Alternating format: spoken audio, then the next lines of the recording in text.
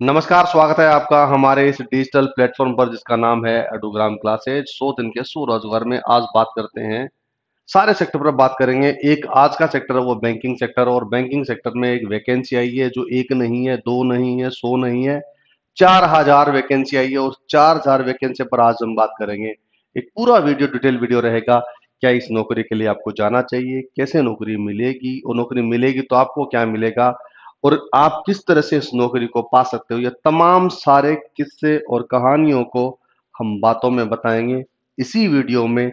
Video के अंत में ये भी बताएंगे क्या ये नौकरी आपके लिए सच में काम की है या फिर नहीं है। अगर है तो किसके लिए काम की है, और नहीं है तो किसके लिए नहीं है। बैंक ऑफ बड़ौदा ने 4000 वैकेंसी का नोटिफिकेशन जारी किया है। उस नोटिफिकेशन की बात की जाए तो उसमें दो सवाल उठते हैं। क्या क्या वो एम्प्लॉय रहेंगे या फिर वो ट्रेनी रहेंगे? दो सवाल उठते हैं। एम्प्लॉय का मतलब जानते हो? एम्प्लॉय का मतलब होता है कि परमानेंट ऐसा वर्कर जो पूरे मापदंडों के आधार पर रहेगा, यानी बैंक ऑफ बड़ौदा अपना एक वर्कर मानेगा, उसकी जितनी सारी सुविधाएं होती है उसको मानता है, और उसके आधार पर उस पर काम होता है।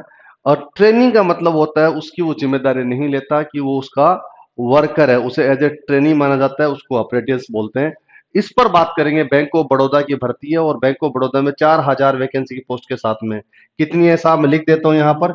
4000 पोस्ट है, 4000 पोस्ट की वैकेंसी के साथ में ये वैकेंसी आई है। नोटिफिकेशन में सीधी सीधी बातें कर लेते हैं, समय को जाया नहीं करेंगे। सबसे पहले बात की जाए, ये ऑफलाइन जो ये ऑनलाइन जो उसका रजिस्ट्रेशन होगा, जो ऑनलाइन रजिस्ट्रेशन होगा वो क्या होगा, दो तरह से होते हैं।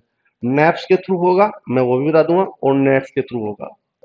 इनमें से कोई भी, दोनों में से करोगे एक आप कर सकते हो, दोनों में से कोई भी अप्लाई करोगे उसे माना जाएगा। इसके साथ साथ में बोला गया क्या, तारीख है 19/02/2025 को ये फॉर्म ऑन हो गया है। और इसके साथ साथ में क्या बोला गया है, 11/03/2025 तक ये फॉर्म रहेगा। यानी कि आपके पास में एक खिड़की खुली रहेगी, पूरी पूरी आपके पास में दिख रही होगी। 19/02 यानी 19 फरवरी 2025 को ये फॉर्म चालू हो गया है। और उसके साथ साथ में क्या, 11/03 यानी 11 मार्च 2025 तक ये फॉर्म क्या हो जाएगा, क्लोज हो जाएगा। इस डेट को आप याद रखोगे। ऑनलाइन ये फॉर्म भरा जाएगा, नैप्स के थ्रू और नेट्स के थ्रू, ये बात रहेगी। नेप्स और नेट्स के थ्रू आप भर सकते हो। अब सवाल उठता है कि भाई इतना भर तो सकते हैं, क्या हमारी एज रहेगी, किस एज तक भर सकते हो? आपकी उम्र 20 ईयर्स है, 20 साल से है, और कहां तक जा सकती है, 28 ईयर तक के लोग हैं उसमें अप्लाई कर सकते हैं। इसमें एज में। लेकिन इसके साथ साथ में एक कमाल की बात मैं आपको और बता देता हूं। इसमें कमाल की बात यह है कि इसमें भी रिलैक्सेशन मिलेगा, और वो भी आपको बता दूं। अब इसके साथ साथ में ये भी एक ओवरऑल जो मैं ओवरव्यू दे रहा हूं उसके लिए, इसके साथ साथ में बोला गया है अगर कोई भी क्या हो, कोई भी ग्रेजुएट हो। ग्रेजुएट का मतलब जानते हो, यानी कि आपने स्नातक कर रखी हो, आपने ग्रेजुएशन कर रखी हो, तो आप इसके लिए अप्लाई कर सकते हो। इसकी जरूरत है, ठीक है। और उसके साथ साथ में क्या बोला गया, 12 मंथ की एज ए ट्रेनिंग जॉब होगी। उसकी जॉब ट्रेनिंग मतलब होता है एज ए परमानेंट उसका एक एम्प्लॉय नहीं होगा बैंक ऑफ बड़ौदा का, बल्कि वो ट्रेनिंग कहलाएगा। उसका बाकायदा आपको सर्टिफिकेट भी मिलेगा, उसके साथ साथ में सैलरी भी मिलेगी। ये छोटा सा ओवरव्यू है, इसमें आगे बढ़ते हैं, इसमें सारी चीजों पर मसला बात करते हैं। अब चीज बताता हूँ क्या, हम बात करते हैं इसके लिए। कोई भी ग्रेजुएट कैंडिडेट, कोई भी ग्रेजुएट कैंडिडेट इस फॉर्म को भरेगा, और फॉर्म भरने का मतलब ऑनलाइन भरेगा। ऑनलाइन भरने का मतलब फॉर्म जैसे ही वो भरा जाता है, उसके बाद में आपका क्या आएगा, रजिस्ट्रेशन होगा। और रजिस्ट्रेशन के लिए आपको फी पे करनी होगी। और रजिस्ट्रेशन फी पे करने के बाद में क्या होगा, आपके पास एडमिट कार्ड आएगा। और एडमिट कार्ड जैसे आपके पास आता है, तो आप उसके लिए क्या करोगे, आप एग्जाम आएगा, एग्जाम की डेट होगी, और एग्जाम होगा ऑनलाइन, राइट। और ऑनलाइन एग्जाम होने के बाद में आपका जैसे मेरिट में नंबर आ जाता है, फिर आपका क्या हो जाता है, डॉक्यूमेंट वेरिफिकेशन, सॉरी, हाँ, डॉक्यूमेंट वेरिफिकेशन होगा। और डॉक्यूमेंट जैसे वेरिफिकेशन आपका हो जाता है, उसके बाद में आपका होगा मेडिकल। और मेडिकल होने के बाद में आपको क्या करेंगे, आपको एज ए ट्रेनिंग आपको दे दिया जाएगा। इस जॉब की सबसे बड़ी खासियत बात मैं बता दूं, जो बहुत कमाल की है और जो आपके लिए फायदेमंद होती है, वो क्या कहती है, आपका जो होम डिस्ट्रिक्ट है, होम डिस्ट्रिक्ट का मतलब होता है जो आपका जिला है, उस जिले में आपकी नौकरी होगी। यानी कि इसके मोस्ट प्रोबेबल चांस है, इसकी जो वैकेंसी आई है ना, वो जिलेवार आई है, स्टेट के अकॉर्डिंग तो है ही है। स्टेट को भी जिलेवार बोला गया है और उस जिलेवार आपको वैकेंसी मिलेगी। यानी जहां आप रहते हो होम स्टेट होता है, होम स्टेट के साथ तो होम डिस्ट्रिक्ट होता है, होम डिस्ट्रिक्ट में ये जॉब मिलेगी। इस जॉब में वहीं आप जॉब कर सकते हो। इसके साथ साथ में क्या बोला गया है, आपके पास जहां काम करोगे उसका जो वेतनमान है मैं उनके बारे में डिस्कस करूंगा, एक एक पॉइंट पर बात करूंगा। अगर ये वीडियो अच्छी लगती है तो आप अपने दोस्तों के साथ शेयर जरूर करना। हाँ, अगर आप नए यहाँ पर आए हो तो प्लीज इसको सब्सक्राइब कर लेना। मैं जानता हूँ सब्सक्राइब करने का खर्चा नहीं आएगा, लेकिन मैं इसके बदले में एक ऐसी नौकरी जीवन में दे जाऊंगा जो आपका जीवन सुधार देगी। डन। चलिए आगे बढ़ते हैं। तो ये बात रही, मैंने बता दिया ये ग्रेजुएट के बच्चा ऑनलाइन भरेगा, किस पर रजिस्ट्रेशन करेगा, फिर एडमिट कार्ड आएगा, फिर एग्जाम देगा, फिर डॉक्यूमेंट वेरिफिकेशन आएगा, फिर क्या होगा, मेडिकल होगा, फिर ट्रेनिंग की तरह काम करना शुरू होगा। और कहाँ काम करेगा, होम डिस्ट्रिक्ट में काम करेगा। अब सुनिए मेरी बात, ये पूरे स्टेट के अकॉर्डिंग क्या दिया गया है, उसमें अलग अलग स्टेट, जैसे आंध्र प्रदेश में 59 वैकेंसी है। जैसे मैं राजस्थान की बात करता हूं तो राजस्थान यहाँ पर कहाँ आ जाता है, इसमें राजस्थान आ जाता है। राजस्थान में 320 है, मैं लिख देता हूँ। राजस्थान के लिए 320 वैकेंसी है। अगर आपको अपने स्टेट के अकॉर्डिंग देखना है तो मैं आपको बता दूं, आपकी हेल्प कर देता हूं। हमारा एडुग्राम क्लासेस नाम का टेलीग्राम चैनल है, उस पर ये पीडीएफ डाल देंगे। आप वहां पीडीएफ में जाके क्या करना, अपने स्टेट के अकॉर्डिंग, अपने डिस्ट्रिक्ट के अकॉर्डिंग आप वैकेंसी चेक कर लेना। डन। चलिए ठीक है, ये बात होगी। सारी वैकेंसी टोटल मिला कितनी बताई मैंने, 4000 वैकेंसी है, अलग अलग कैटेगरी को अकॉर्डिंग बता दिया गया। अब इसके अलावा क्या बोला गया साहब, इसके अलावा बोला गया है कि इसमें अगर मान लीजिए एज का, मैंने क्या बोला था आपको, अगर एज की बात करी तो मैंने बोला था आपके पास कितना, 18 साल से लेके 28 साल तक आपके लिए भर सकते हो। लेकिन लेकिन लेकिन लेकिन शेड्यूल कास्ट कहता है कि आपके पास अगर एससी और एसटी हो तो आप कितना भरोगे, आप टोटल मिला के 28 प्लस 5 साल तक भरोगे, तो यानी 33 साल तक आप फॉर्म भर सकते हो उसके लिए। कितने से, 33 ईयर तक ये फॉर्म भर सकते हो। अगर इसके साथ साथ में बोला जाता है, ये कैटेगरी कौन सी आ जाती है, ओबीसी कैटेगरी आ जाती है। ओबीसी का मतलब हो जाता है 28 प्लस में कितना हो जाता है 3, यानी कितना 31 साल तक आप फॉर्म भर सकते हो। राइट। तो याद रखना 31 साल तक ये भर सकते हो या 33 साल तक भर सकते हैं। इसके अलावा बोला गया है आपके पास में अगर कोई दिक्कत होती है क्या, आप फिजिकली हैंडीकैप्ड हो, आप अगर दिव्यांगजन हो तो आपको 10 साल का रिलैक्सेशन मिल जाता है। ये ओनली किसके, अनरिजर्व में। अगर वो रिजर्व कैटेगरी में ओबीसी आता है तो 10 प्लस 3 यानी 13 साल हो जाता है। अगर वो एससी एसटी आता है तो 10 प्लस 5 15 साल तक रिलैक्सेशन मिल जाता है, यानी 28 प्लस 15 यानी 43 साल तक, 43 ईयर तक वो भर सकता है। डन। इसके अलावा कुछ ज्यादा है नहीं। और इसके अलावा क्या बोला गया है, हाँ ये सारा हो गया। अब अप्लाई कैसे करना है, अप्लाई करने के लिए दो लिंक दी गई है। एक होती है क्या, www.nets.education.gov.in। मैं ये लिंक आपको डिस्क्रिप्शन में डाल दूंगा, प्लस प्लस में साथ साथ में किस में डाल दूंगा, उसके साथ साथ में डाल दूंगा क्या पर, टेलीग्राम में भी डाल दूंगा। इसके साथ साथ में क्या बोला गया है, डब्ल्यू एप्रिशिएट। यहाँ एक बात याद रखना, जो ये नौकरी है ना एप्रेंटिस की, उसकी नौकरी का मतलब होता है कि वो नौकरी आपकी परमानेंट नौकरी नहीं होती, बल्कि ये नौकरी होती है कैसी, ट्रेनिंग जॉब होती है। तो इसकी ऑफिशियल वेबसाइट है, उस पर जा सकते हो, ये आपके पास में रहेगा। इसके अलावा क्या बोला गया है, आपको क्या क्या ये सामान जो अपलोड करना है, कलर स्कैन कॉपी होगी आधार कार्ड की फ्रंट और बैक की, दोनों कलर होनी चाहिए, ब्लैक एंड व्हाइट नहीं होनी चाहिए। कलर स्कैन फोटो होनी चाहिए, जैसे पैन कार्ड की आपकी ऐसी होनी चाहिए। इसके साथ साथ में वैलिड आपका पर्सनल ईमेल आईडी होना चाहिए, वैलिड मोबाइल नंबर होना चाहिए। कलर स्कैन कॉपी और पासपोर्ट साइज फोटोग्राफ की, उसकी साथ साथ में 10वीं की मार्कशीट, 12वीं की मार्कशीट, डिग्री है तो डिग्री की मार्कशीट की, सब कलर देने हैं आपको। इसके अलावा सेविंग बैंक अकाउंट या पासबुक का चेक की नंबर पे, पासबुक या फिर चेक का नंबर दोनों में से एक दे देना। और उसके साथ साथ सिग्नेचर आपके पास होना चाहिए। यह सब चीजें अपलोड करनी होगी किसी दोनों में से एक वेबसाइट में, nets.education.gov.in में, या फिर appreciative.india.gov.in। ये मैं आपको दोनों मेल आईडी पर, दोनों ऑफिशियल वेबसाइट आपको डाल दूंगा, मैं बता दूंगा मैं। ठीक है। ये अगर इस सिलेक्शन के प्रोसेस में मैंने बता दिया, आपका ऑनलाइन एग्जाम होगा, फिर उसके बाद डॉक्यूमेंट वेरिफिकेशन होगा, उसके बाद डॉक्यूमेंट वेरिफिकेशन के बाद में आपका मेडिकल होगा, उसके बाद आपको ज्वाइनिंग मिल जाएगी। लेकिन अब बात आता है कि एग्जाम में क्या आएगा साहब, सवाल आएगा एग्जाम में क्या आएगा, एग्जाम का पैटर्न क्या होता है, मैं वो बता देता हूँ। एग्जाम का पैटर्न की अगर बात की जाए तो एग्जाम के पैटर्न में सबसे पहले बात करते हैं, आपके पास आएगा क्या, जनरल। आपके जनरल क्या, जनरल की किस किस में आ रहा है, फाइनेंशियल में। याद रखना फाइनेंशियल अवेयरनेस है ये, किसकी है, फाइनेंशियल अवेयरनेस। यानी कि अब बात और बाकी नहीं है, जनरल फाइनेंशियल जो होती है ना, जहां कितना मुद्रास्फीति आई है, कितना सीआरआर है, कितना क्या क्या है, बैंकिंग को लेकर जितनी सारी जनरल अवेयरनेस है, वो सारी की सारी आ जाएगी। इवन जितने सारे नए रूल्स लागू हुए हैं, जितने सारे अभी अभी आप बजट देखा होगा, उस बजट के अकॉर्डिंग नए नए रूल आएंगे, उन चीजों को लेकर ये सवाल आएंगे। नंबर एक। नंबर दो, क्या बोला गया है, ये सवाल कितने नंबर होंगे साहब? 25 नंबर के सवाल होंगे। ठीक है, 25 नंबर। इसके अलावा क्या बोला गया है? क्वांटी। क्वांट यानी मैथ के पास और क्या है साथ में, रीजनिंग और है। ठीक है, क्वांट और रीजनिंग दोनों मिला के कितने नंबर की आएगी? 25 नंबर की आएगी। इसके अलावा 3 नंबर है कंप्यूटर नॉलेज।